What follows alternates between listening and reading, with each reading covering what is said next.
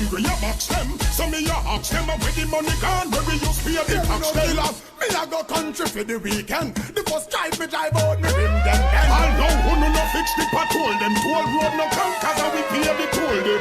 Killer, another thing when me have to mention. Tell me what to me granny pension. How long she a work a post office and the pension. Happy Hump Day!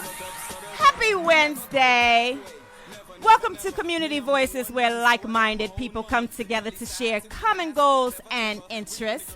I am your girl, MoMo Love, and over there is DJ Firebone. We are back together again. How are you, DJ Firebone? I'm good. Are you here? Are you here? I'm here.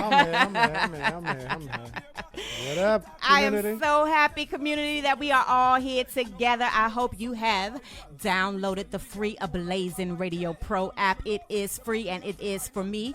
It is for iPhone and Android users. That means it's compatible for each and every single one of you, and you can take us every single place you go. Also, listen live on the website, www.ablazinradio.com. It is where entertainment lives, and I hope you guys give us a call tonight at 240-949-2289. Bones, how have you been holding up in this pandemic? I'm keeping the same. Yeah? Yeah.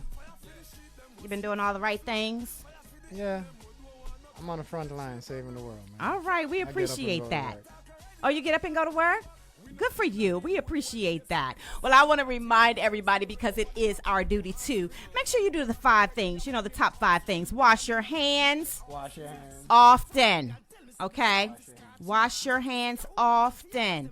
As well as cough or sneeze into your elbow. All right? If you ever think about it, if you sneeze, all that phlegm and spit, comes all out your mouth. So, put it right there in the crook of your elbow, and that will save a lot of lives. Listen, try not to touch your face. I have a bad habit of that, Bones. I have a very bad habit of touching my face. I know everything is there, but I just want to touch my face. So be careful about doing those things. Also, stay more than 3 to 6 feet apart. I made sure I tested it when we came in. We were 3 to 6 feet apart. And listen, if you are feeling sick, stay home. It is one of the most important things that you can do. I also say, wash your surfaces often. Especially if you go out and you come back in, you're bringing bags in, you're putting bags on your counter, you might sit your coat down or whatever the case may be. Wipe your counters up. I think that's another way that you can kind of help in fighting this pandemic. Don't fight the water. Don't fight the water. The water is good for you. And I also say wear gloves. There has been some reports to say not wear gloves. I say if you're going to go out, I think you should wear gloves. I don't think that there's anything wrong with it, because you're touching other surfaces. And we've been seeing these videos of people licking surfaces. And at first they were saying, I think it is still rings true that it kind of stays on the metal surfaces. So make sure you wipe the surfaces and wash your hands, wear gloves. Do whatever it is that you can do for your part in order to control this pandemic. It is serious. It is real. And as they say, things are going to get worse before they get better. And I think on all levels, on an economic level, on a relationship level, on a patience level. And I think if we just band together and do everything that we possibly can to take this time to do some things that you haven't done before, learn a new craft or fix some things, do some early spring cleaning. There's so many things that can be done.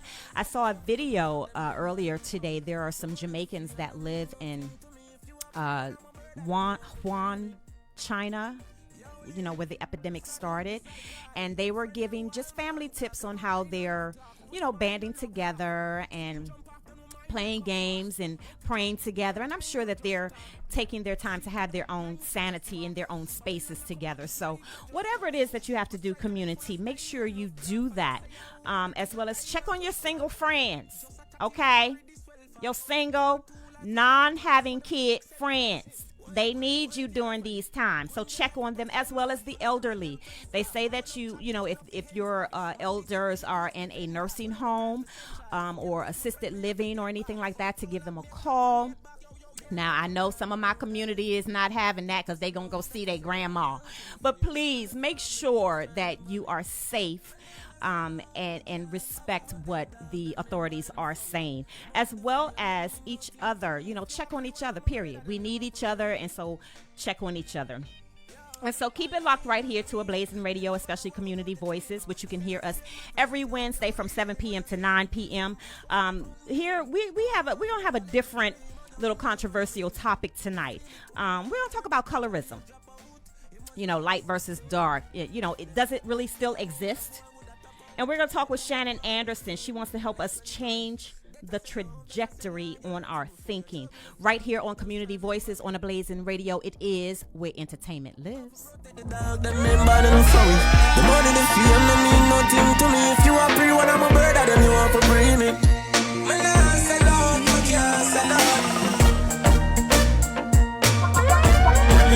Done them already. Get back to the money. All them a preach and preach. Over they go beat and teach. Them a jive by and all know them can't reach. Go and back up here. Big up yourself, Frederick Asante, for my Team Enlightenment shirt, straight from Ghana, Africa. Over they go beat and teach. Man jive with the fire tick panic car seat. Boy mouth full of concrete. So police side fight for years, them don't see them. Boy they could the last 1 week. The family's mad, you have to weep. See them some see, beat and teach. So Queen Kiki, big up yourself. Beat and teach, beat and teach. Beat and teach, cassava please beat and teach. Beat and teach, beat and teach. Beat and teach. Hey Artha. Everybody see it, just figure beat and teach. We not put boy in them place, but take them out of that. Check us out right now on ablazinradio.com. It is where entertainment lives. Download the free app, I say. Your son just got carried on a meteorist, so that's every day they rest.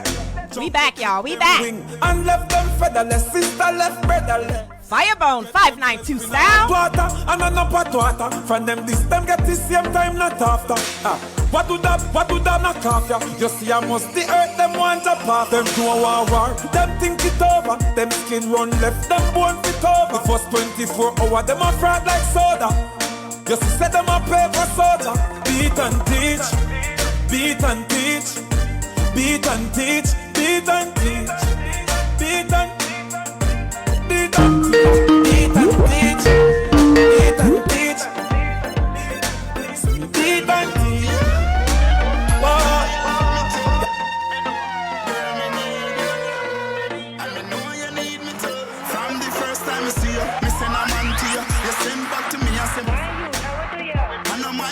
Just shy through me, see you. Plus the lady to your right look like she woulda fight for your long hair, bow legs in her east, pussy pretty in her eye. And your body shape so good, look like a hourglass. Regular, but none of them none the inner your class. And you not worry about not test because you have to. You are my lady, my baby.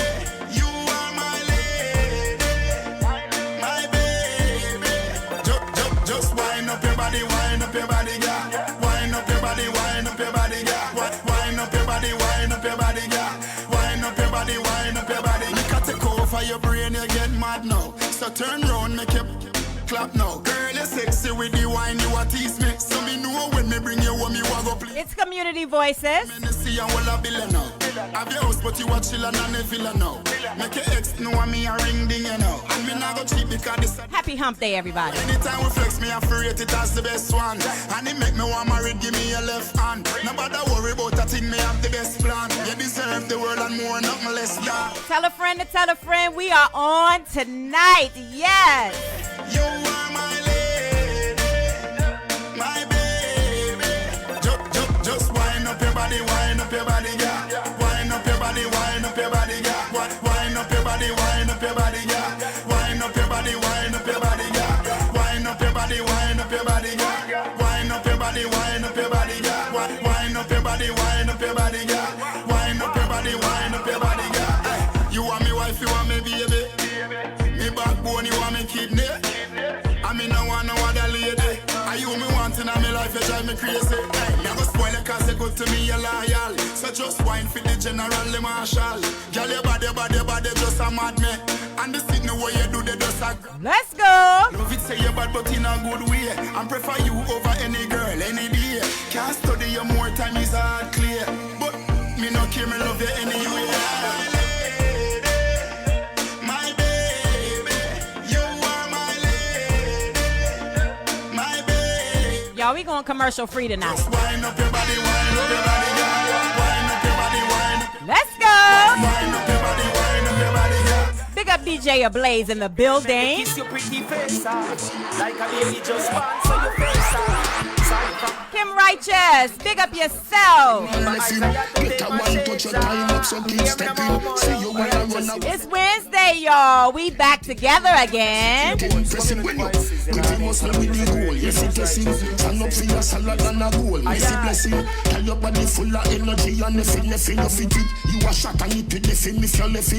up on your door, deep up in him a come.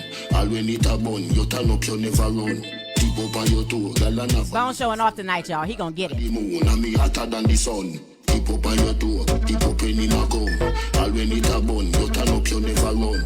Deep up on your door, girl and have a little fun. Girl you bright like the moon and me hotter than the sun. A girl, want it, my wife. we go play a reserve. Be a songsters in the money where you deserve. Smart TV, dear fridge, food preserve. Big bad stove, you prepare any dessert. Anywhere you go, your man a pal for your return. Anywhere you go, a girl a pre, you she bitter. Hotter than the rest on Facebook. Better than the rest on Twitter. Deep up on your door, deep up in him a come. All when it a bun, you turn up, you never run. Deep up. And tonight we gonna party like it's 1999. Yeah. And we gon' bring love back to the club. There's nothing you will bring. All right. Welcome back. It is Community Voices with MoMo Love alongside DJ Firebone, and I thank you so much, What up, Bones, community? for all of that. It feels like, I don't like when we're not together. It feels like a long time. You know what I mean? So I'm so glad to see you back and all is well with glad to you be and the back. family. Missed you last week. I Missed know. the community last week. Yeah, they missed you too. I tried to hold it down doing my love is real. DJing, but did all we right. made it do what it do. We made it do what it do. It's nothing like 592 sound. I want to remind you guys to download the free Ablazin Radio Pro app. It's for iPhone and Android users, and you can take us any and every single place that you go, as well as listen to us live on the website, www.ablazinradio.com. That is. It's going to be an amazing conversation tonight, so if you would like to, please call the number right here below, 240-949-2289. That's 240-949-2289. You know, guys, I just want to remind you, do the 5 to remind you about the COVID-19. We're not going to hammer in all of the details because I know that you've been CNNing and C-SPANing and MSNBCing and Black Atlanta Starring and getting your information wherever you deem as a credible source. Please also include the CDC as well as the World Health Organization because they are the premier leader of guidelines that we should be following. One is washing our hands as often as possible. Every time you go out, they have not said we cannot go out, but limit yourself going out. Self-quarantine with your family. There's so many things that we could be doing right now. All of you that's working on your vision boards, that wanted to always fix something, wanted to repair something, wanted to build something, wanted to learn something, wanted to read that book. This is the time to do it, to have some self-reflection, to continue your daily affirmations. This is the time to do those things, as well as making sure that you cough or sneeze into your elbow.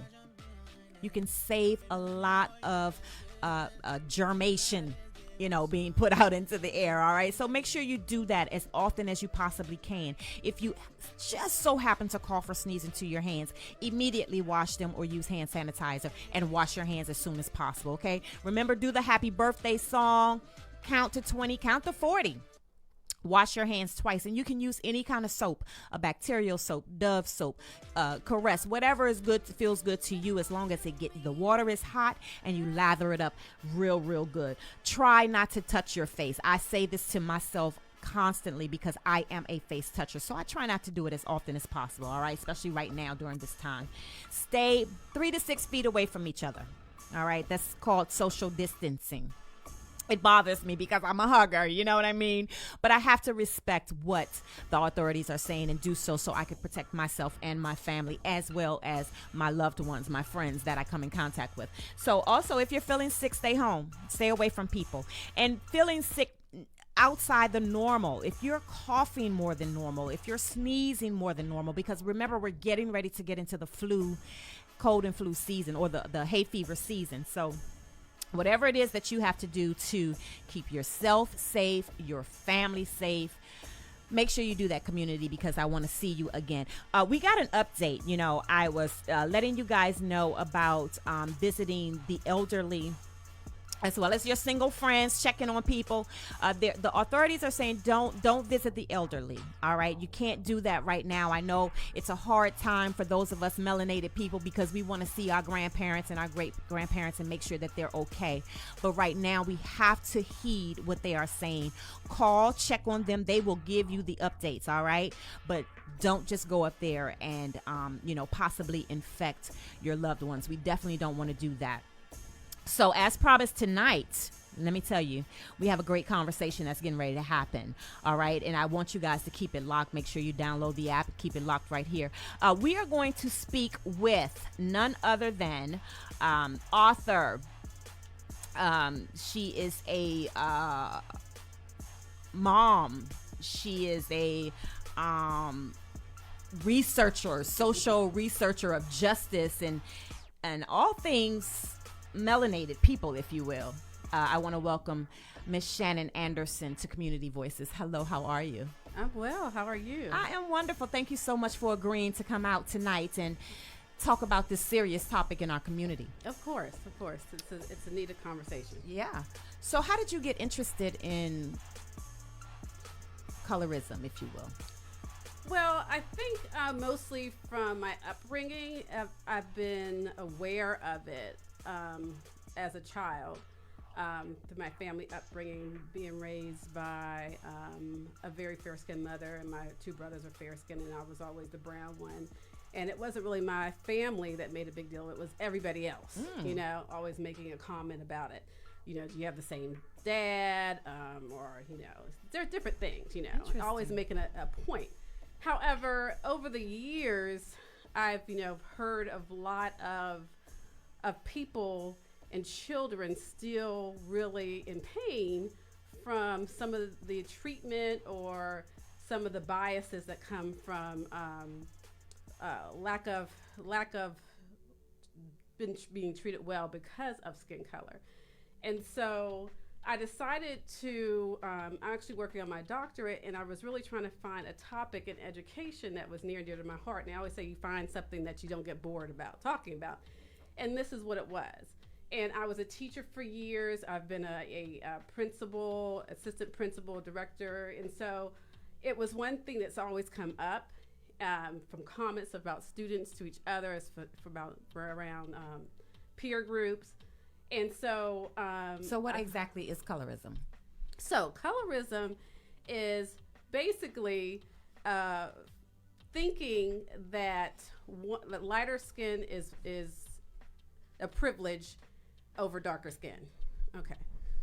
Yeah. So it is basically light skin being more of a privilege over dark skin and all the biases that may come with it. Mm-hmm. So, and the preferential treatment or the treatment of dark skin people being not as privileged. And so it came about that there's different layers of colorism. Yeah, so let me stick it right there because that's heavy, right? Mm-hmm. Because I don't think that people think that there is still an issue of colorism. Mm-hmm. And I think, in order to get to the root of any problem, you have to go down to the bottom. You got to find out some stuff. You got to uncover some stuff. Mm-hmm. And we don't like to talk about it because we have come so far. Mm-hmm.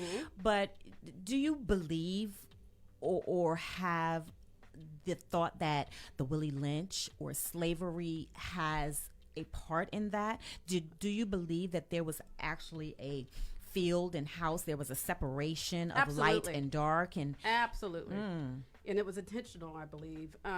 So even before then, there was a hierarchy based on skin color. So if you think about Egyptians and who worked outside, and naturally, if you work outside, if you were the people, the workers, you were darker, and then you had the people running everything, basically. And so it was a class thing. So it was more so classism, you know, in ancient times. Yeah, because I'm wondering, classism, and classism is still in effect today most as well. Definitely. So classism and colorism kind of go hand in hand. It can. It can. However, classism is more just about that socioeconomics. Okay. Okay. The more well-to-do. Exactly. Money. It's about money, basically. And so colorism is about skin color. It's about phenotypes, your features. And it's the thought that anything closer to European standards of beauty is better. So basically, your who standard? European. Okay. European standards of beauty. Okay. Yes. So that is the thought. And so when we talk about slavery time, when it was, you know, the offspring of the slave masters were able to go in the house and work, and then basically pitting them against their family members that were still outside, only because there were more, you know, you worked inside, less labor, right? And they were given more privileges. So a lot of them were taught how to read and write. During the antebellum period, they were allowed to have, some had land, some owned their own slaves, you know. Some were able to be entrepreneurs. They were able to go to school. And so that built an even bigger divide between what we call the mixed race and our brothers and sisters who were never mixed.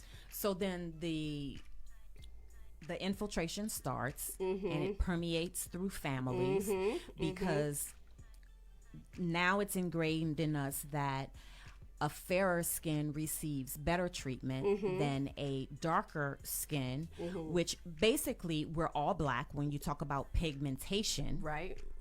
And if we can go right there for a second, pigmentation is basically the color, how much melanin is actually in your skin. So, of course, if you are of the darker color, you have more pigmentation if you're in the lighter hue. Exactly. Of course, right? Exactly. So this is now being integrated and infiltrated into us almost as learned behavior. Ingrained. Like light is right, you know, get back if you're black, if you will. Brown, so stick now, around. if you're brown, stick around. So now it's a family generational thing. Exactly, and it's endemic. So, which means it's so built into our psyche and our belief system that it's hard to pull out. So I have like 7 what I call our sphere, and there's 7 influences, and I call historical influence, our educational influence, our societal influence, our economic influence, family, media, and peer, and all those kind of get into how we internalize things. Yeah. So you take a little child that is being impacted by all those influences, growing up, seeing things in the media, how we're portrayed in media, the difference. And when I say that, I'm saying like the love interest is usually who? Yeah, a fair skin. Okay. But let's talk about family for a second, because the generational effects we see, right? Little girls and boys are, like you said, you grew up with 2 fair-skinned brothers, and so even within your house or outside of your house, you hear these things. Oh, well, what you doing here? Why you so light? Why you so dark? What color are you? Why don't you look like us? What does that begin to do? Because even though when you go to school as a young child, you hear those mean girls. Right. You hear those boys saying different things. You know, when you take pictures, man, you got to smile so we can make sure you there. Yeah, stuff like that. And that gets perpetuated sometimes in homes and out of homes. Now, I would say in my case, I didn't hear a lot of that inside the house. Okay. It was a lot of people around us that would always bring it up. Okay. Always make a point to bring up the difference, you That know? you were- and made it a big deal, you know? And I'm like, wow, we don't really talk about it inside the house, so why are you so concerned about it, you know? And so, but I was raised in Southern Virginia, Hampton, Virginia. I was military brat, so we traveled around a lot. Okay. So, but that's where I got most of it from is in, when I lived in Virginia. And so, but yes, it can be. I mean, I have friends that talk about grandma saying, "Oh, she, keep that girl out the sun," that kind of thing, or or stay under the tree, and how they may have had more catered to the lighter skinned grandchild, and so I hear stories about to this day of how they were treated, and I mean, and it's not just, I mean, there's also colorism the other way too, you know, some biases that we kind of perpetuate of like especially for light-skinned men, they're saying that they're soft and stuff like that. So that comes up a lot. And you would expect grandmothers and grandparents, especially of a certain age, to speak of, that little light-skinned cute baby over there. You would expect that because they are not that far removed from, what our ancestors went through in slavery. So the rhetoric still goes on, like you say, it's ingrained, and it takes a while to get out because it seems like it never ends. Like you say, when you start going to school and how the children start to treat one another. And I want to get into that. If you are just joining Community Voices with MoMo Love alongside DJ Firebone, we are speaking with Shannon Anderson. She is here to help us change our trajectory on colorism. She is a critical race and social justice researcher, author, and educator. Getting into when kids are in school. Can you see the differences right away? Or do kids just come and play with each other? They don't really.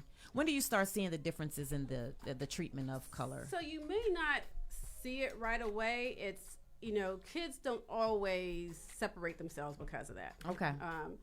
But children start internalizing it very early on. And then,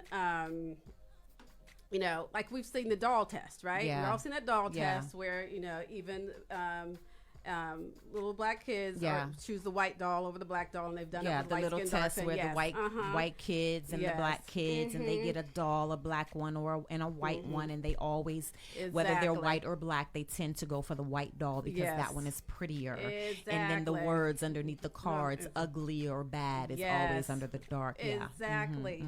And so with the standard of beauty also are all these other attributes that we put to skin color, right? So it is people who and I'm going to talk about more so white, okay?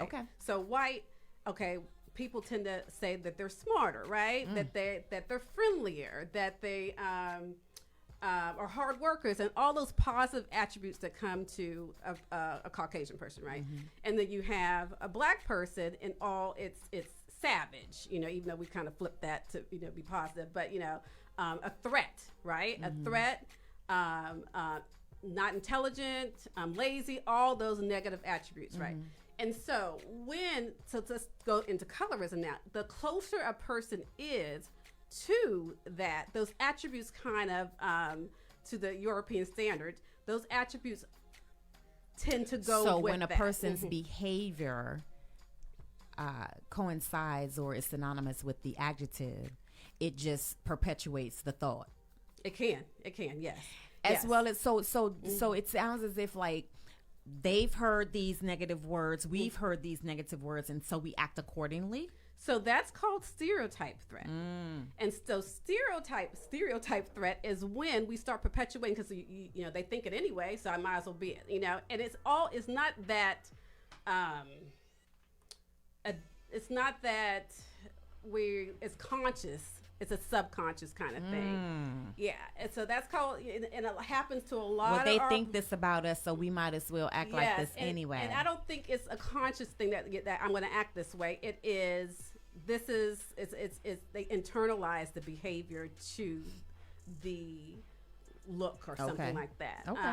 But there is research that shows that in school settings, that when there is the same infraction from a lighter skinned child to a dark skinned child, the lighter skinned child gets a less of how can those studies be determined, or is this Yeah, mothers just feeling that way. How are these studies determined? So this research has been done over the years and by different people, and they look at who's being suspended and expelled, and they compare it. Okay. And they create the data from that. And so the same thing. So they'll look at complexion. Now, I will say complexion can be very subjective to some. So, and there is a scale they use, a skin color kind of scale that they kind of use, and it kind of shows where you stop being like light to brown to dark. Okay. Who uses this? Some of the researchers do. Okay. Mm-hmm. Yeah, some of the researchers do. So what they do is they look and see, okay, for the same infraction, what did the darker skinned child get and what did the lighter skinned child? And in most cases, the lighter skinned child got a lighter consequence. So interesting. Yes. So their suspension was lighter, or their expulsion was, expulsion is 365 years regardless. Also, as in your policing, if we're thought of as a threat because our features are further away from the European standards, the policing, like we thought of as a threat, right? So the same thing goes for what the research has found in sentences. Mm-hmm. The same thing applies where if you're sitting in front of a jury and you have more of a friendly looking, and I don't know if anybody can quote say unquote, I'm doing the quote, a friendlier looking face, your sentence is going to be less. But if you have more of a threat looking, if you look more like a threat or what people perceive as a threat, you can get a higher sentence. So the bias is if you're dark and mean looking, you're automatically bad. Yes, but dark and with more of a Negroidian features and what they consider more Afrocentric look. These are researchers. Those researchers are saying that because studies. they studied the data and they've looked at features of different people. So yes, and different statistics throughout the country that says this is where the bias comes from, right, as well as learned behavior. It's a lot into it because what really hurts me, I think, is that it's not. It is a great deal about what other people think because we don't want them to think certain ways about us, which limits our capabilities, right? Because as we were saying in education, there are some teachers that are biased based on how they were brought up. Most and definitely. We don't have a lot of African American teachers that are teaching our children. That's going to be another show. Yep. But we know that there are some teachers who have biases against some of our children. I really just want to talk more about how we feel about ourselves and our children, because it is true that there are some children, some parents who behave a certain way, which kind of infects their children to behave a certain way that may not even have anything to do with the color of their skin. It's just their bad behavior. However, there is this bias that this little boy who happens to be dark skinned is acting up. So him and people like little kids like him that look like him are going to be a problem. How do we eradicate that? So I think it really is instilling the love in our children from early on about that they are beautiful, no matter what type of features they Validating have. our children. Validating them on an ongoing basis, overdoing it. I mean, of course, we want to make sure they believe us and they're not, just don't be saying stuff. Right, exactly. But their kinky hair is beautiful. Their full lips, their, nose, everything is, and really instilling that pride, because they're going to have enough issues when they walk outside that door, right? And so people are going to judge them regardless, about something. Yeah. So your house has to be a safe haven where you're building up that pride in self when they're young. Yeah. And so when they walk outside that door, that nothing anybody else says is they're gonna take in, and they're not going to internalize it, because we have instilled such pride in our children and belief that they are the one, and nobody can take that away, no matter how they look, and they're not comparing themselves because they see it on the media. They're going to see it, and a lot of things that we see every day, those implicit biases, those things, filtering into the psyche. but they have to find a way to, if they start thinking that way, to change that thought. And we have to start, when we start thinking that way about certain things, to check it. It's called mental models. Check our mental models. Checking about what you are thinking and why you're thinking that way. I had a conversation with my line sister this morning. What's up, Winnie Cherry? And she and we would talk about that. Sometimes these biases do seep in, and we have to turn it around. I mean, we all have them. I think we all have them. And it could be, when I put something, I posted something on social media, and there was a group that, and I'm not going to even give them, there's a group that went in on me saying light skin don't have privilege, all that kind of stuff. And I'm like, hold up, I'm not trying to do a dark skin versus light skin. I'm just trying to educate all of us in the community about it, so there's not this separation. But do you think that there has to be a discussion about light skin versus dark skin? Because I think both sides feel the pain. That's what that's the point I was trying to make. And it's so funny because when we were in the lobby, before the show, we're all having a conversation, and we're talking about what the topic of the show is tonight, and somebody says, "Oh, but those light-skinned women are, they are killers, right?" And so it's like, Trouble. Huh? They're trouble. Trouble. They're trouble. Yeah, the light-skinned women are trouble. And so I'm thinking, see, there it is right there. Not mean-spirited, to some degree truth, I guess, for that them. Particular person. Exactly, yes. But I think I agree with you. I think we need to remove that light dark label, because some of us women can just be trouble, period, right? Exactly. No matter what hue you are. Dark-skinned women are trouble too. No matter what hue you are, just what you get, right? A woman, period. Oh, wow. Well, that's another story. Right. That's another subject. Exactly. But if you are just joining Community Voices with MoMo Love alongside DJ Firebone, we are speaking here with author, educator, and critical race and social justice researcher, Miss Shannon Anderson. We are trying to change the trajectory of colorism and how we think about one another. I just want to go into society beliefs. Again, we start as babies. Is that me? We start as babies, kind of having this ingrained learned behavior that we don't even realize that's there, right? And we get into middle school, we get into high school, and we have these biases like all the cute girls are on the cheerleading team, and all the handsome guys are jocks or whatever like that. But then what we're all going round and round with these thoughts and beliefs. How do we build relationships with these biases that we may have for one another? I think in social circles, people hang because of those things. Like, oh, I'm going to hang with the cute girls because I think I'm cute. I think, or vice versa, or whatever. Or I'm going to hang with a different group because they look more like me. And when I worked in high school not too long ago, I did hear some things like that amongst the girls. And I even had like one girl say, why are you dating him? He's too black, that kind of thing. And and I had to talk to the girl, like, you date who you want to date. You don't listen to what the other girls say. Things like that.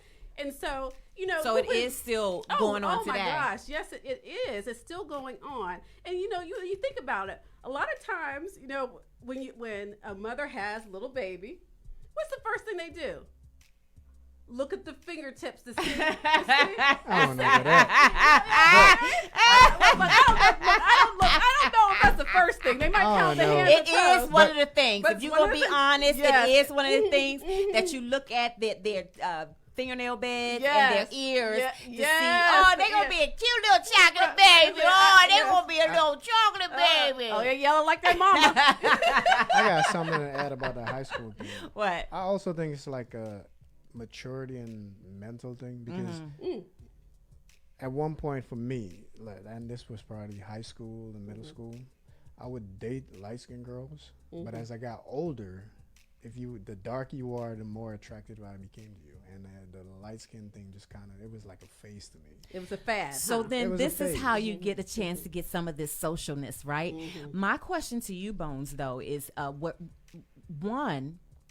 was your grandmother of the fairer skin, or did you just think that light was better? My grandparents look like me. I think it was a mental thing, and it was just like a mental thing. Yeah. Wait, let's unpack that. It was a mental thing. Why? And at one point, it was more like,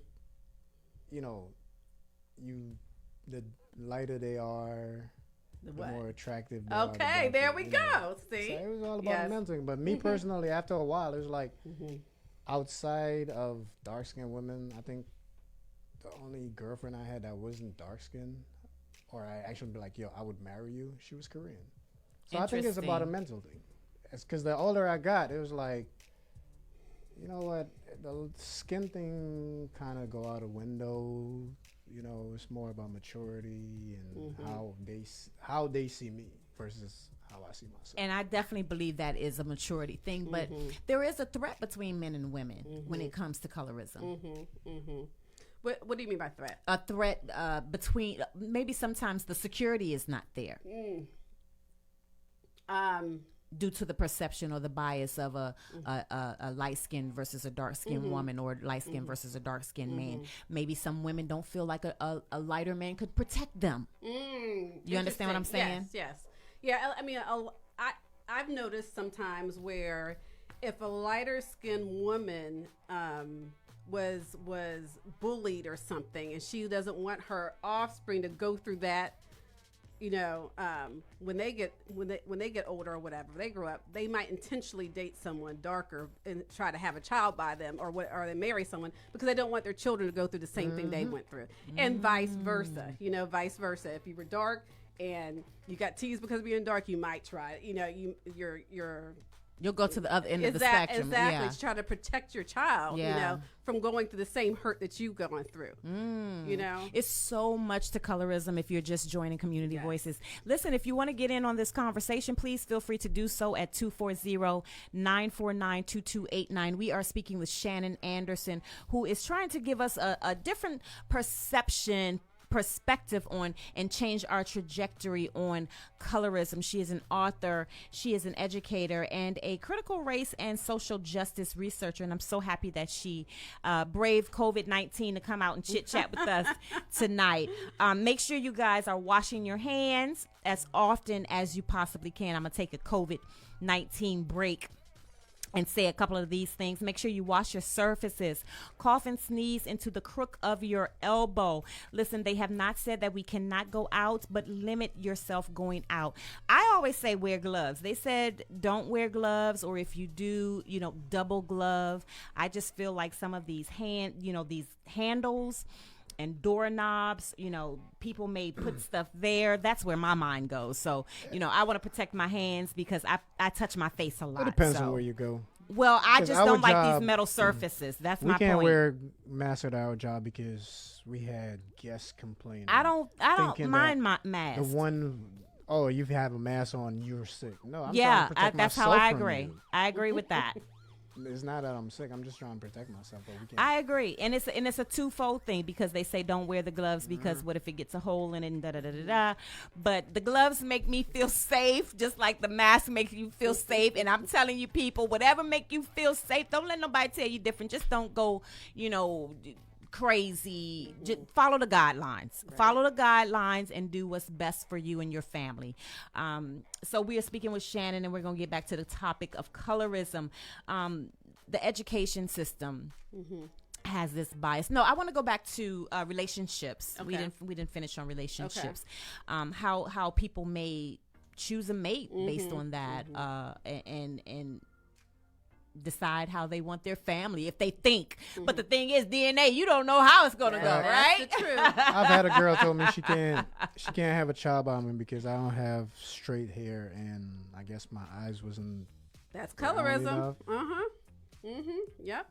Interesting. Yep. I mean, my family, I have one brother that has one blue eye, one brown eye. The other one has hazel eyes, and then I'm the last one.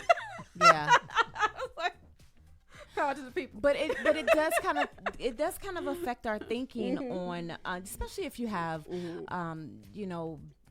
I don't want to say backwards thinking, but just narrow-minded thinking. Right, that, Still exactly. backwards. You know, It's still- if I'm with a lighter man or woman, my children are going to be like, you may look, that child might come out with red hair, and you like, That's now the what truth. really what's going on? Right, and the daddy's trying to check the paternity test, right? That's just yes. But you know what? When so race is a social construct that was created by. The categories were created by like 5 different European men over the year, like long time ago. And they're the ones that went around, they traveled, and they made the 5 categories of race, and they made the hierarchy of who was the most beautiful, and of course they put the Europeans at the top, and Africans at the bottom, and then they start placing attributes to them like that intelligence thing I was talking about, that beauty, and then they just start putting those attributes to them.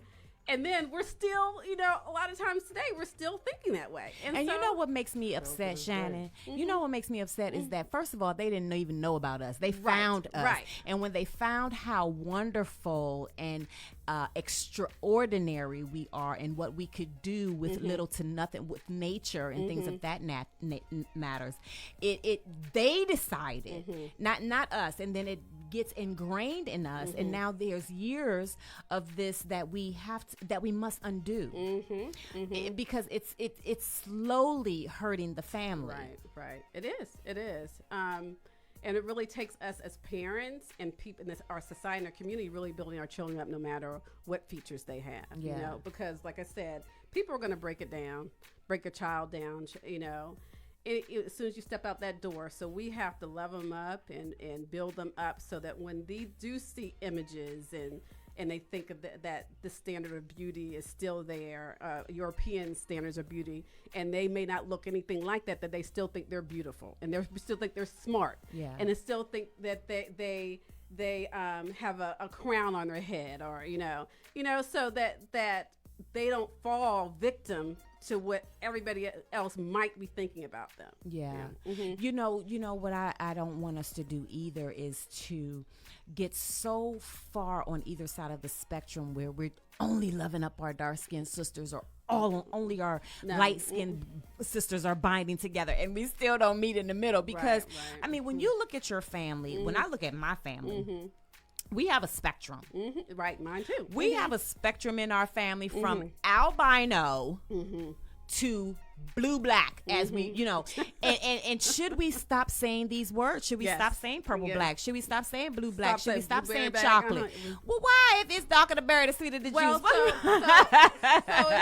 Okay, so this is the thing. Talk to me, community. I had this conversation with a coworker, right? And shout out if she's listening. I'm not going to say the name. Okay. But she talked about when she was on the bus ride in D.C. and a father and a son turned to her and said, "Ooh, daddy." The little boy said, "Ooh, dad, she black. She real black." Ooh. And the dad, instead of checking the son, the dad was like, "Yeah, she real black," and start laughing at her. And she was a child, like in high school. Oh, wow. And so I said, you know what? We have to get to a point where that does not affect us. Like, okay, I'm beautiful, I'm black. Yes, I am black. Yeah. Yes, I am black and I am beautiful. But there's those things where, why didn't the father check him, right? Yeah. The receiver of it was like, oh, and then it's like, do I check somebody else's child? Because now they didn't cross the line. I got it right. She was a teenager. So this is grown a man with a child, you know? So, he should have checked the child. Yeah. And reinforcing that she's beautiful, yada, but he didn't. He decided to go along with them. And she still remembers that to this day, Wow. And so those are kind of things that, you know what, if you say I'm real black, okay, that's beautiful to me. We have to switch it. We do have to switch it. It's a mindset change. It's a mindset click. Exactly. And it's a mindset switch, which will not happen overnight. But if we all take the time to try to change our language, and when we have these specific thoughts to even just change the pattern in which we behave with one another, maybe we can all make it a little brighter, right? It's Community Voices with MoMo Love alongside DJ Firebone. We are speaking with none other than Shannon Anderson. We are breaking colorism down, y'all. She is changing the trajectory, and we appreciate her. Y'all, we are commercial free. 3, but we're going to let Bones get back on the 1s and 2s. And when we come back, probably about 8:30, we're going to have a little bit more of Shannon, if you can still hang around for us. And we're going to finish this conversation about colorism. Download the free Ablazin Radio Pro app. I'm telling you, iPhone and Android users, none of you will be upset because you can take it every single place that you go. Log on, listen live, www.ablazinradio.com. Also, call in 240-949-2289. We're going to open the phone lines about 8:30 when we come back, all right? Big up all of yourselves, and thank you so much. Big up yourself, DJ Q Star. Thank you so much for checking in and keeping it locked right here to Community Voices each and every single Wednesday from 7 p.m. to 9 p.m. You know it is where entertainment lives.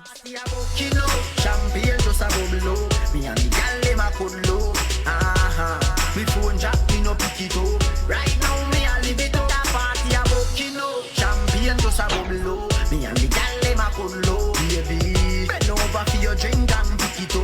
My life is Jana, don't make me suffer by the hands of the wicked. So when the no, Yahweh won't forsake. come here, girl, let me kiss your pretty face. Like a baby just born, so your face off. Saw you from across the floor, it's like a desert. When we say, who got I have to take my shame off. See me no more, follow me now. righteous, See sending love down Almighty you like a protect. and I say DJ Bones, come here, the voices, you know what I mean? Jana, don't make me suffer by the hands of the wicked. So when the them are wicked, we no care if they hate me. No, our God now forsake me. Jana, don't make me suffer by the hands of the wicked. Follow me now. Me say them want to be a things them know them can't. Can't do it nothing cause enough psalms to chant. The Lord's my shepherd, I shall not want. Jamaica reap the blessing cause of good deeds we plant. He maketh me to lie by the still waters. Jah protect me from all troubles and disasters. Yeah, though I walk through the valley of the shadow of death, no time in no fret cause Jah will protect me. Oh, the Lord will not forsake me. Don't make me suffer by the hand of the wicked. So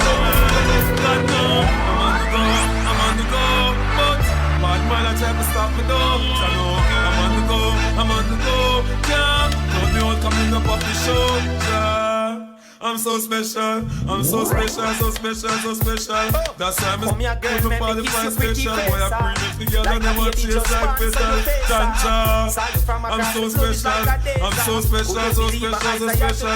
Tell them enough fear, too fierce expression. Like we don't see more can't chase nor they tell me hear them shot. And I say them want me head pan black nuts. I'm on the fire till it's red pan that you better. Help poor people with them bed pan black. They say see a dirty heart, you are go dead from that seat.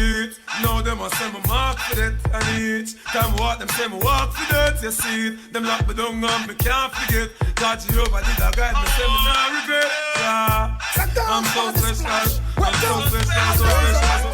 Oh, community, you are so special. It is a happy hump day Wednesday. Thank you so much, DJ Firebone, for that wonderful 592 sound mix. We're back. We're back together again, DJ Firebone and MoMo Love. What's up, community? I missed y'all last week, man. Yes, you know I don't like when you're away. It just makes it feels like it's so long before we see each other. And I know, right? This COVID-19 almost had us down. I know. They almost had us out. Big up DJ Ablaze for opening up the studio. Oh, we appreciate that. We appreciate that. Make us have this COVID-19 release. You know, for sure. Make us feel good about the situation as best we can. You know, I'm dying to know what you guys are doing these last 3 days. I saw a hilarious video of this couple. They were, day one, and they were all lovey-dovey, all happy with each other. And, ooh, babe this and ooh, babe that. And by day 5, they was like, listen, you got to go, okay? So I hope y'all are not to that point yet, right? If you are in a relationship, you have a family, I hope you guys are taking this time to learn some new things about each other, learn some arts and crafts or do some arts and crafts, take some time to really have some family time, some quality time, and check on your single girlfriends and your single guy friends. They all need love too. Just make sure that they are all doing okay, and always make sure you keep in contact or keep your loved ones, your elderly parents and grandparents in your thoughts and prayers. I'm just all over myself. Let me get it together. I'm so excited about tonight. We're talking about colorism here with Shannon Anderson. She is an author, an educator, critical race and social justice researcher. And, we're talking about colorism, light skin versus dark skin. Does it still exist?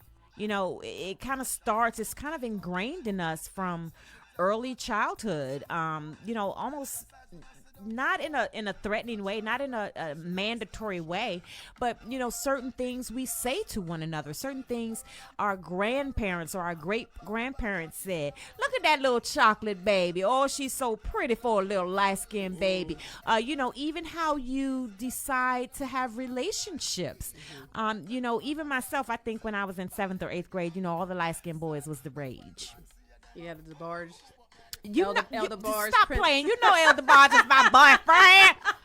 All the light-skinned boys. Big up yourself, Mickey. He was my first light-skinned boy crush. Mickey. Okay. Yes. Mickey getting a shout out, huh? Yes, I shout out people. Okay. But it's true. I mean, we have these biases. As Bones pointed out earlier, it wasn't anything that may have been instilled in him, but his mental thing was a light-skinned girl was prettier. And myself, too. I thought a light-skinned guy was the rage. All of us girls thought a light-skinned boy with good hair, that was the thing. Not because it was ingrained in me, because I had the gamut in my family. We have an albino to a very dark hued people in my family. So that wasn't the issue, I think. Like Bone says, maybe it was more mental. So a lot of the media perpetuates that, and I think if you remember like the Prince times and the Apollonia and Vanity and all that type, and that was the kind of standard of beauty back in the day. I'm probably aging myself, that was like the 80s, right?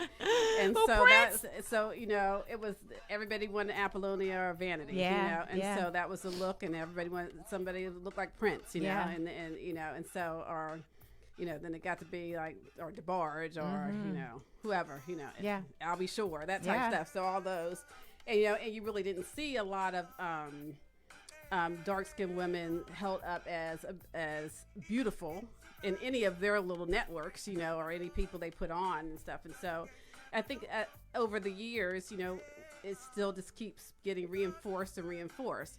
For example, and it starts early. I remember my husband, he was up in the daycare setting one time, and he saw a mom. It was during the summertime, and a mom and her daughter was walking in, and someone said, "Oh my gosh!" I was like, "I didn't even recognize you. She got really dark." And her mom and the little girl instead of saying something about how beautiful the dark skin was, her mom said, "Yeah, I've been trying to keep her and her brother out in the sun." Oh my! And and they're like 3 or 4 year olds, and this was just last summer. Yeah. So those kind of things that kids are hearing so young, and they're not maybe saying it directly to the child, but they're hearing their mom say that. And so what do they think?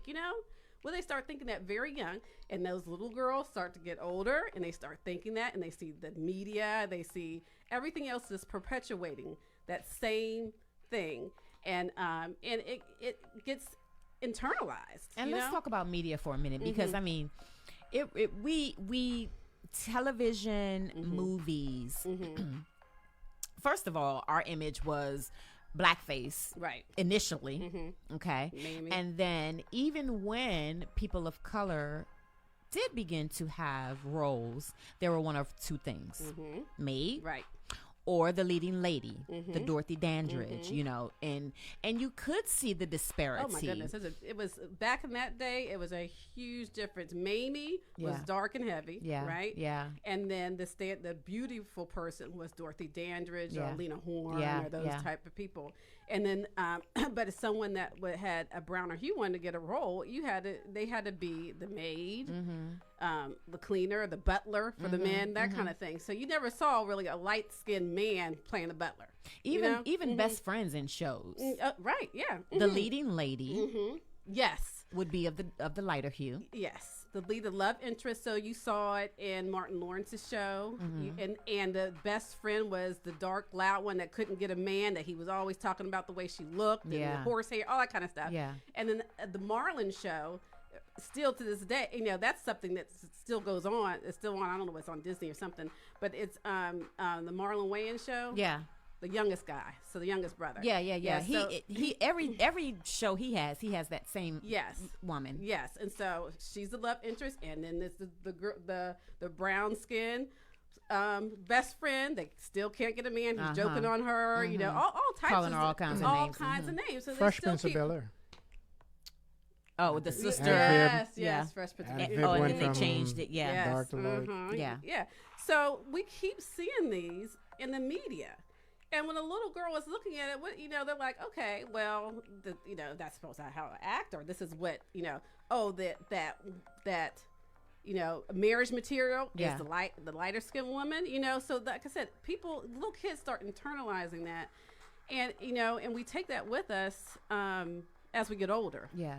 Now we're seeing a shift Yes, in a lot goodness. of theatrical dramas, comedies. We're seeing a big shift where the dads look like dads. They got bellies, they got beards, they got mustaches, they have locks. Yes. We're seeing a shift where the moms are, curly haired and, but then devil's advocate, here I come. There feels like they're showing a lot of mixed race, a lot of mixed race. So now everybody has curly hair. Yes. And there's that's the happy medium. A white mom, a white dad, and a black mom, yes, and exactly. the kids have curly hair.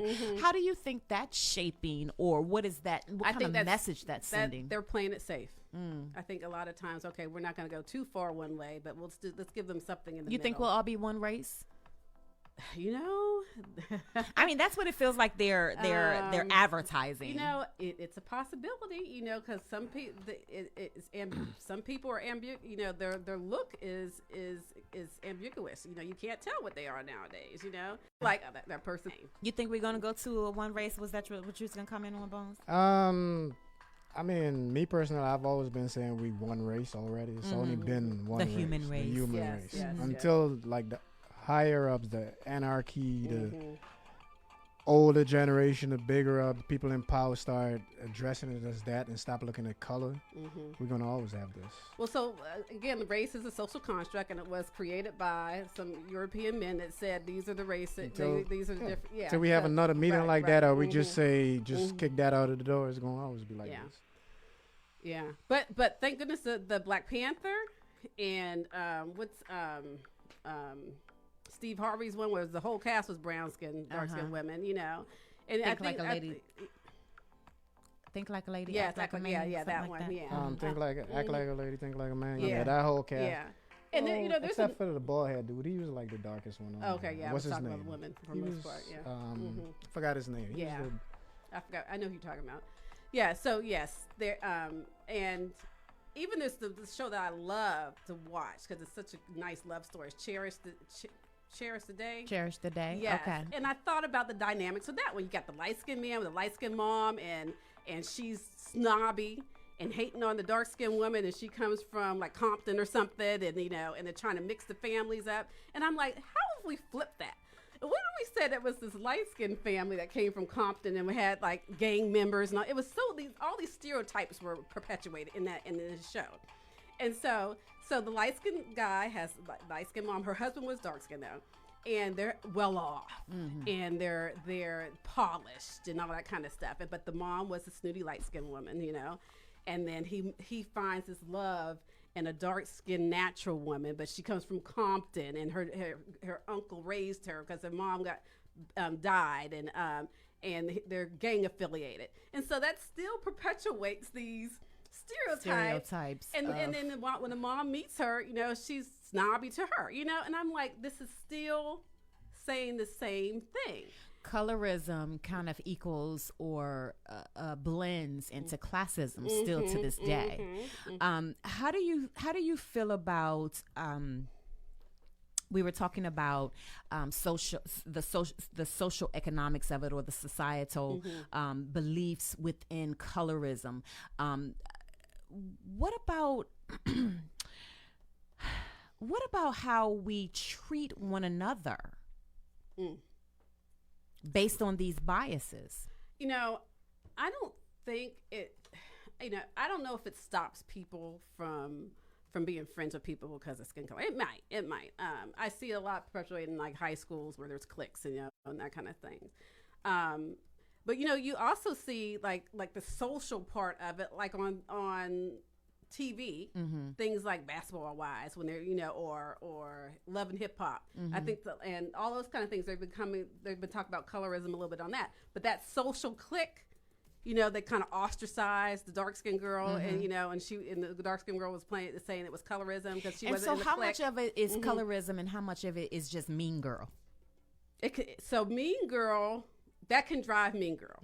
Okay, so that can drive Mean Girl definitely because it can form cliques, and usually when a clique is formed, it's because of a reason. A clique is formed because of likeness. Okay, and if you're not in that likeness, then you might be bullying or treating other people differently because you're not in that likeness. Yeah. Okay. Yeah. If you're just joining Community Voices with MoMo Love alongside DJ Firebone, we are speaking with author, educator, critical race and social justice researcher Shannon Anderson. What were you going to say, Bones? No, I was going to say there was 2 shows. As much as I thought it would portray a whole lot of blackness, when you look at it in Leading Ladies, they were light skinned too. Who's that? What's that? The Cosby Show. And what's the other one with Dwayne and Whitney? With the college. The college. Yes. Another World. And those were a different world. A different world. And those were like the 2 blackest of blackest shows. My black card revoked. And now that you think about it, I know, right? Both Ladies were of the lighter color. What happened to the Fresh Prince of Bel-Air? Remember the first wife? Yeah, Iron Fib. She was dark. She went from blacker than tar to but see, this is where we get into this controversial because she had contractual issues. Okay, that was the real deal. Forget the personal issue. They outside of that was one of the reasons. You think they should have got another dark skin? Including Family Matters. Let me ask you this about the media. Aunt, the mom, the daughter. All of them were brown. They all was dark when the show started. Yeah. And they all went brown by the time the show was ended. Oh. I don't remember that one. I thought they were all the same. Not a daughter too. I thought they were I thought they only changed the one daughter. But let me ask you, Shannon, about media. How we were talking a little bit about it, how it's kind of changing, how the look is changing back to or changing to a safe place. Do you think advertisers are even focusing on black people per se? Oh yeah, because we spend a lot of money. We have a lot of dollar we spend money, and they want to make sure that they're not ostracizing. So in their thought, they're saying, "Hey, I'm giving them something, and we'll make it safe. We'll make the mothers curly haired. Yes. We'll have interracial. We'll have all of these things to make everybody feel included." I'm sure it's making a lot of people angry about that certain people angry with the mixed stuff, But I think they're thinking it's best of both worlds. Kind of, we got the white dad, and black mom. Got and me, child. I feel like it's an advertising, like you said. We'll just do this so that it pleases everybody. Exactly. Yeah, we have a little bit of everything in here. And that I do think there's certain demographics of people that makes angry as well when they see that. Shannon Anderson here on Community Voices talking. I'm sorry. Go ahead. No, my fault. I was watching a documentary the other day. They Gotta Have Us. Oh yeah. I started watching that.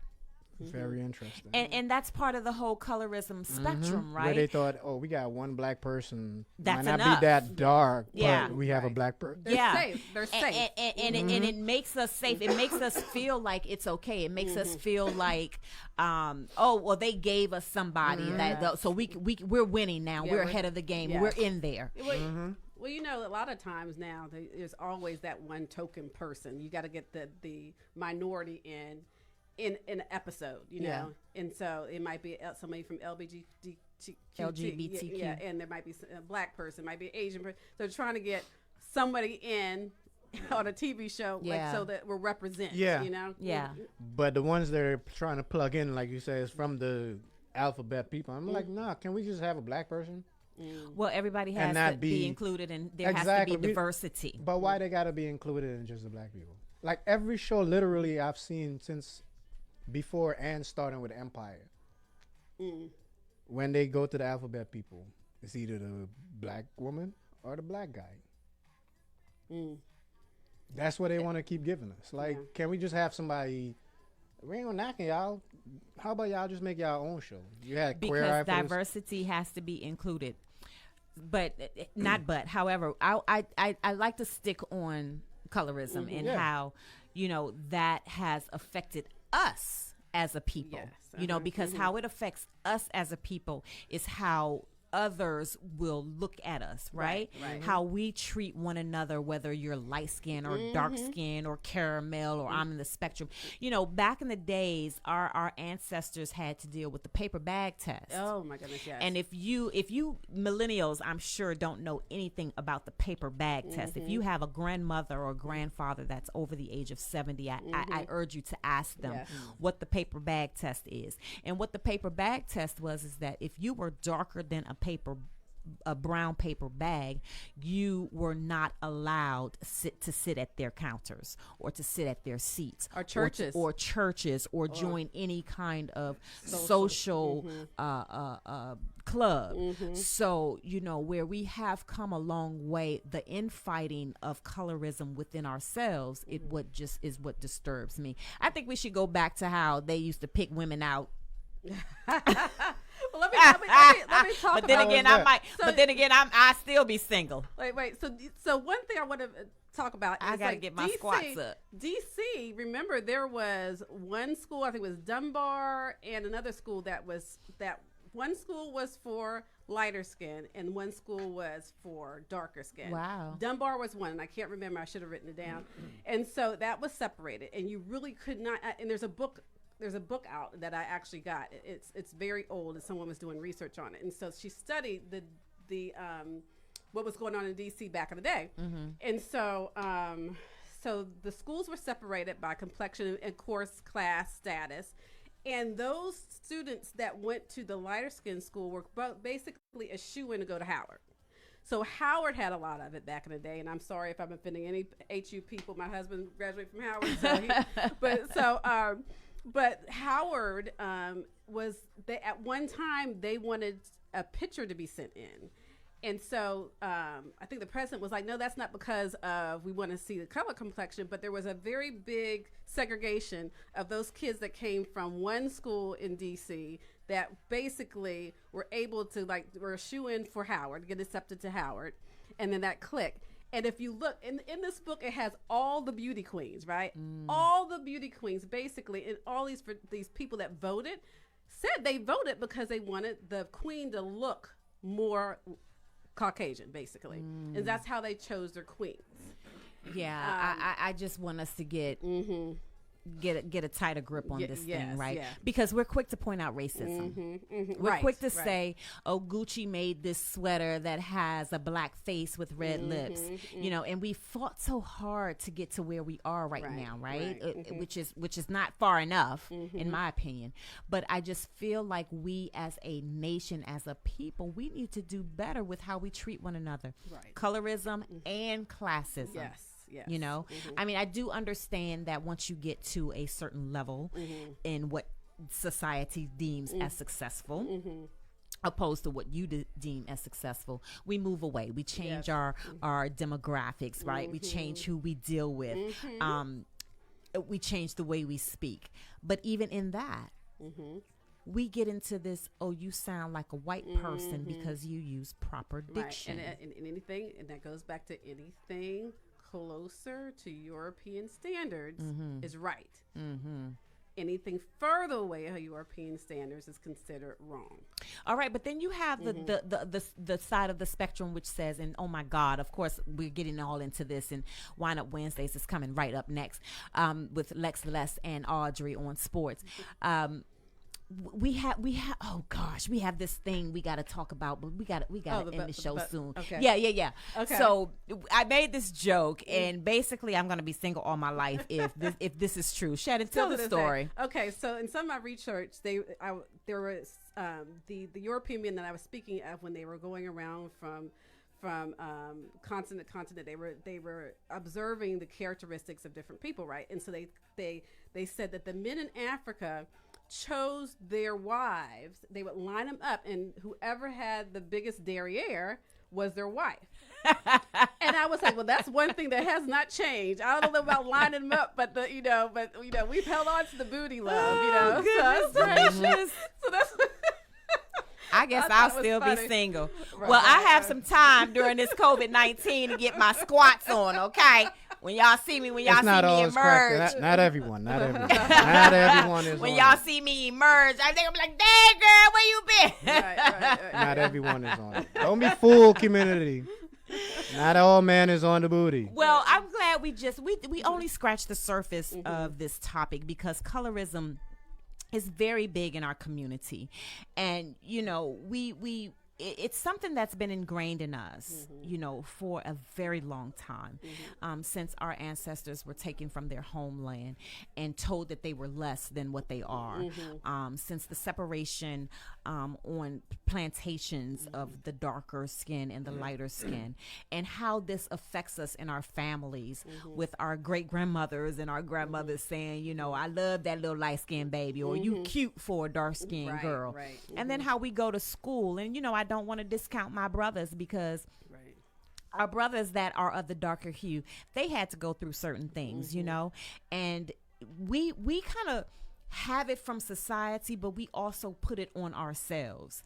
And I think what happens is that it keeps us from a lot of things. It keeps us from attaining a lot of altitudes in our lives, education, broadening our social spectrum, obtaining homes and traveling. Traveling is something that really broadens your horizon about how people are treated and how you should treat people. So I say all of that to say a whole bunch, but I really wish that we could get a tighter grip on how we treat one another. And this is not a versus. This is education. It's not light skin gets dark skin gets light skin. It is us coming together to understand it and really what the root causes were. Yeah. And why we think this way and why, why we think that we got here. Yeah. And so that's what it's a learning experience for all of us. Yes. And it is a way to unite us. And that's continued learning. Exactly. And so I don't want us to come out, thinking that we're in a boxing ring. It's not that at all. We have to start changing the trajectory of our thinking. I have like 1.5 minutes left. Okay. Is there anything else you want to tell the people on colorism, and where can they follow you for more information? Oh, sure. Yes. So on Instagram, I am changing the trajectory. I think I'm 2018. I'm also have on colorism edu on Instagram. And if you have a story to tell, and I'm doing my research and I'll be surveying and doing interviews, if you're interested, go on colorismed.com and you can fill out the survey, or you can email me at info@colorismed.com. So that's colorismed.com. You can email me and say you have a story to tell, or go on the website and just fill out the form. And that information will go into your doctorate. Yes. Yeah.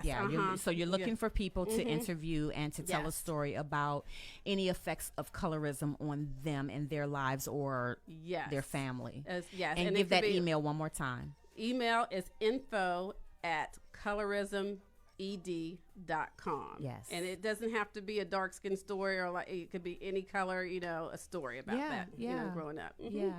Well, we thank you so much. Wait a minute. Now you got to give a plug out for your books, for the baby books. Yes. Real quick. Yes. Come on, real quick. So my Shannon kids is an and author and an educator and a critical race and social justice researcher, and her children and her. Go ahead. Yes. So this has nothing to do about colorism. The first book was with my Shameless daughter, plugs. Savannah Sky, and she wrote My Dad's a Rock Star, and it basically talks about her relationship with her dad. She thinks he's a rock star. She looks up to him, and so and then the next one, which should be on Amazon next week, but you can also go on changingthetrajectory.com and in order from me directly, and that one is the Adventures of Dakota Joe and his best friend Tommy the Toad. And so we wrote those. So those are what they wanted to talk about. So that's what we wrote with them. And all the rest of the books are going to be stuff I want to talk about. I gave my kids a shot, and so they co-authored, and we're good. Listen, and during this time, you'll do two things. You'll support a small business by purchasing not one but both of the books, and you'll also have another reason to have family time. Okay, Support Black. And encourage your your children to write books, or you write books Yes. together. All right. So we want to again thank Miss Shannon Anderson. She is an author, educator, and critical race and social justice researcher. If you want to give her your story on colorism, make sure you follow her at Changing the Trajectory 2018. Changing the trajectory. Try to say that 5 times. 2018. And we'll make sure we put more information up there. All right, guys, COVID-19 is serious. Make sure you wash your hands. Make sure you cough and sneeze into your elbow. Listen, try not to touch your face. It's so hard for me because I love to touch my face. Stay about 3 to 6 feet away from each other. Practice this social distancing. CDC and the World Health Organization, these are their guidelines, but follow them. All right, period, point blank. If you are feeling sick, stay the freak home. All right. Listen, if you go out and about, do what you feel is best to protect yourself. If you have to wear gloves, or if you want to wear gloves, because I will be wearing my gloves. I have my gloves. Wear your gloves, wear your mask, have your Lysol. Big up Audrey. She got her Lysol. She got her spray. She got everything. She's ready and on point. Don't be like Listen, the woman guys, at the bus stop. Don't be like any of those people. Protect yourselves. And I can't wait to hear all of the fun things that you guys are learning and doing with your family. Check on your single friends. They need love too. Don't leave your single friends out. Give them a call. The one thing that I'm excited about is that maybe we'll pick up the phone and call each other more often. Listen, community. Not gonna happen. Don't do that. Don't do that. MLK said our lives end the day we begin to be silent about things that matter. And I say, remember to use your voice, community. And we are out.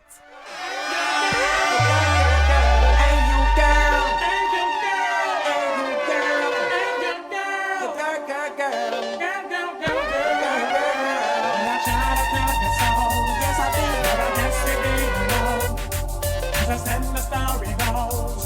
Baby, now I've got the flow. Pick up Frederick Asante. Ghana standing proud with my Team Enlightenment shirt. Thank you, friend.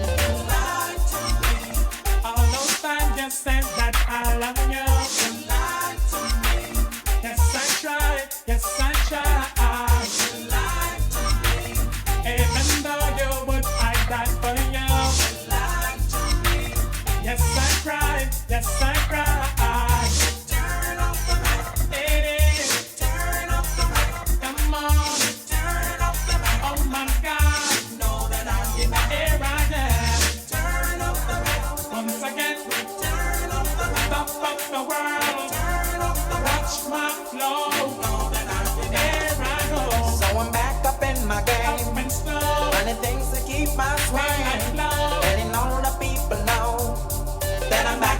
The show, cause what you did you know was wrong, and all the nasty things you've done. So baby, listen carefully while I sing my comeback song. You lied to me, you said you never cared for me, but you did what you do. When the fix and Marie and Jacqueline and I'm a palm, and anything left it stop. Them they yell a charm after my flex and Marianda, and Jacqueline and I'm a palm, and anything left it stop. Them they yell a charm after me na each me na stitch when me a move. Girl a feel a wine when me a grind and me a groove. Them a feel well strong when me a get in a the mood. You never know a bad man can go long so crude. Girl get astonished when she find out my plan. Can't bear food but me can plow up our land. When me and me guineas and me might well strong. Ah goody goody girl go sing me song. When I'm on hip hop straight through Sophia Alley, and Marie little lens me go rally. The little face they will live round a barry. Love up me metric make I know she sorry. Flex and Marianda, and Jacqueline and I'm a part. And anything left me stop. Then they yell at me. I'm the only one position my girlfriend, and I'm making it up if you not drink the right type. I'm the one position my girlfriend. I'm me name Jacka, she name Jilla. Said you want to play Danny House Vanilla. Wind Up Wednesday is next. Keep it locked right here. Don't you go anywhere. It's Ablazin Radio. where entertainment lives. What you say? That's all I can go on with. That's not gonna work, you know. I'ma try something better than that. All you want is feel up. Touch up me body and tease up. 2 weeks. 2 weeks of feel up. Quarantine style. Single people, we got 24 hours.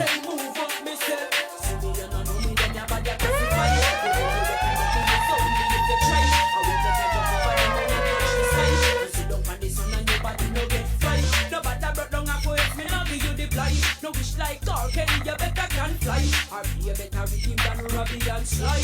Nobody try, you miss a cry. Well, me really wanna know where you can supply. Any type of oil, it have to purify. Nobody takes you up and I'm not hot high. Remember me, no